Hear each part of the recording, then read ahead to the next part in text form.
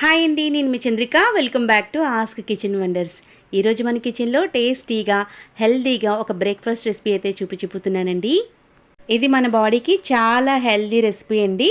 అలాగే weight loss అవ్వాలనుకున్న వాళ్ళు కూడా చాలా త్వరగా వెయిట్ లాస్ అవ్వచ్చు. అంత బాగుంటుంది ఈ బ్రేక్ఫాస్ట్ రెసిపీ. ఇది మార్నింగ్ బ్రేక్ఫాస్ట్ కింద తీసుకోవచ్చు, ఈవినింగ్ డిన్నర్కైనా తీసుకోవచ్చండి. అంత హెల్తీ రెసిపీ. ఈ రెసిపీ ఏంటా అనుకుంటున్నారా? జొన్నలతో చేసుకునే మంచి రొట్టెలండి. ఇవి చాలా హెల్దీ అనమాట. మరి సింపుల్ అండ్ టేస్టీగా ఈ రొట్టెల్ని ఎలా చేసుకోవాలో మరి ఈ వీడియోలో చూసేద్దాం. మరి చాలా సింపుల్గా త్వరగా చేసుకునే రెసిపీ అండి ఇది. మరి ఎలా చేద్దామో చూసేద్దాం. ఫస్ట్ దానికోసం ఇక్కడ కీరాని ఒక 250 గ్రాముల వరకు కీరా తీసుకోండి. ఇలా చక్కగా పచ్చిగా ఉండాలన్నమాట, పండుగా ఉండకూడదు కీరా అనేది. ఇలా చక్కగా కీరాని తీసుకున్నాక తొడిమెలు తీసేసి వీటిని చక్కగా తురిమేసుకోవాలి. తొక్క తీయనవసరం లేదండి. ఈ కీరని తొక్కతో పాటే చక్కగా ఇలా మొత్తం తురిమేసుకోండి. ఈ కీర ప్లేస్లో మీరు సొరకాయ కూడా తీసుకోవచ్చు. సొరకాయతో కూడా ఇదే రెసిపీని ట్రై చేయండి, చాలా చాలా బాగుంటుంది. నేను ఈ సమ్మర్లోని కీరాతోనే ఎక్కువగా చేస్తూ ఉంటాను, ఎందుకంటే మన బాడీకి బాగా చలువ చేస్తుందన్నమాట కీర. దానివల్ల నేను ఇక్కడ కీరాతోనే ట్రై చేస్తున్నాను. చక్కగా కీర మొత్తం కూడా ఇలా తురిమేసుకొని ఒక ప్లేట్లోకి తీసేసుకోండి. ఇలా వాటర్ ఎక్కువగానే వచ్చేస్తుందండి కీర, వాటర్ ఏమీ మనం తీయనవసరం లేదు. ఇలా చక్కగా తురిమేసుకొని పక్కన పెట్టుకోండి. ఇప్పుడు ఒక మిక్సీ జార్ తీసుకోండి. దీంట్లోకి 5 లేదా ఒక 6 వరకు పచ్చిమిర్చి వేసుకోండి. ఇలా పొట్టు తీసేసిన వెల్లుల్లి రెబ్బలు 7 దాకా వేసుకోండి. 2 ఇంచుల అల్లం ముక్క తీసుకొని ఇలా తొక్క తీసేసి చిన్న ముక్కలుగా కట్ చేసి వేయండి. అలాగే కొద్దిగా గుప్పెడంత కొత్తిమీరను కూడా వేసేసి, అలాగే 1 టేబుల్ స్పూన్ జీలకర్ర కూడా వేసేసి వీటిని కోర్స్గా గ్రైండ్ చేసుకోవాలి. మరీ మెత్తగా కాకుండా మనం నీళ్ళు ఏమీ పోయకుండా ఇలా చక్కగా గ్రైండ్ చేసుకోండి. చూడండి, ఇక్కడ నేను చూపిస్తున్నాను కదా, ఇలా జీలకర్ర అలాగే ఇక్కడ కొత్తిమీర పూర్తిగా నలగకుండా ఇలా పీస్గా ఉండాలన్నమాట. ఇలా ఉంటే మనకి రొట్టెల్లోకి టేస్ట్గా ఉంటుందన్నమాట. ముందుగా మనం తురుము పెట్టుకున్న ఈ కీరా మిశ్రమంలోకి దీన్ని మొత్తం కూడా వేసేసుకోవాలి. రొట్టెలు అనేవి కారంగా తినాలనుకున్న వాళ్ళు కొద్దిగా పచ్చిమిర్చిని ఎక్స్ట్రా వేసుకోండి. ఇలా తురుము వేసుకున్న తర్వాత మొత్తం వేసేసేయండి. ఒక ఉల్లిపాయను తీసుకొని ఇలా చిన్న ముక్కలుగా కట్ చేసుకొని వేసుకోండి. అలాగే దీంట్లోకి 1 టేబుల్ స్పూన్ వరకు పెరుగు వేయండి. పెరుగు వేసాక దీంట్లోకి 2 టేబుల్ స్పూన్ వరకు నువ్వులు వేసుకోండి. అలాగే ఇప్పుడు మనం దీంట్లోకి 1 కప్పున్నర వరకు జొన్న పిండిని తీసుకోవాలి. ఇక్కడ నేను తీసుకుంటున్న పిండిలన్నీ కూడా చక్కగా కొలత పెట్టి తీసుకోండి, అప్పుడే రొట్టెలు అనేవి బాగుంటాయి అన్నమాట. ఇలాగా అరకప్పు వరకు శనగపిండి, అలాగే అరకప్పు దాకా వరిపిండి, అలాగే అరకప్పు దాకా గోధుమ పిండిని తీసుకోవాలి. ఇలా 4 రకాల పిండిలను తీసుకోవాలి. ఇలా సమానంగా తీసుకోండి. టోటల్గా మనకి ఇక్కడ 3 కప్పుల వరకు పిండిలు అయితే వచ్చాయన్నమాట.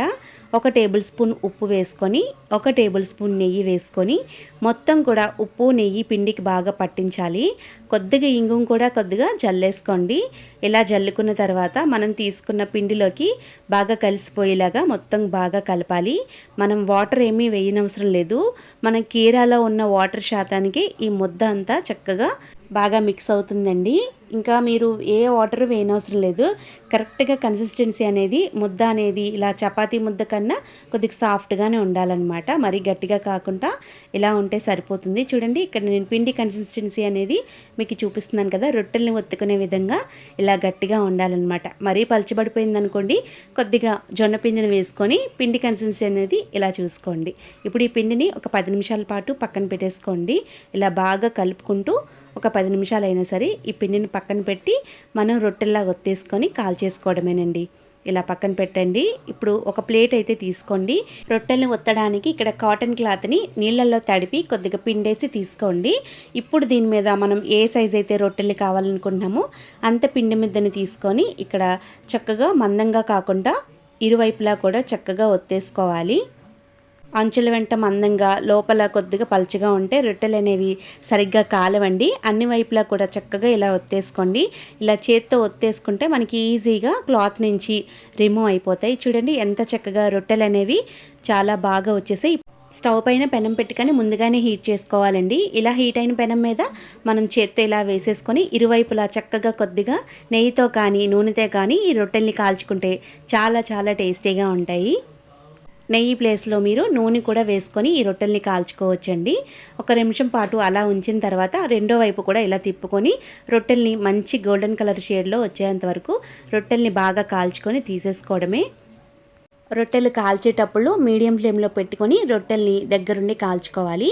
లేదంటే లోపల వరకు సరిగ్గా కుక్ అవ్వకుండా పచ్చి పచ్చిగా ఉంటుంది కాబట్టి మీడియం ఫ్లేమ్లో పెట్టి కనీసం 5 నిమిషాల పాటు అయినా సరే మనం ఈ రొట్టెల్ని బాగా కాల్చుకోవాలి.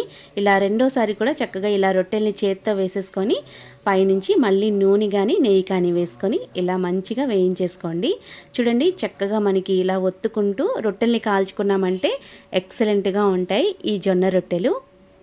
అలాగే ఈ రొట్టెల్ని తీసుకోవడం వల్ల ఫైబర్ కూడా మనకి ఎక్కువగానే ఉంటుంది. హెల్త్కి కూడా చాలా చాలా మంచిదండి.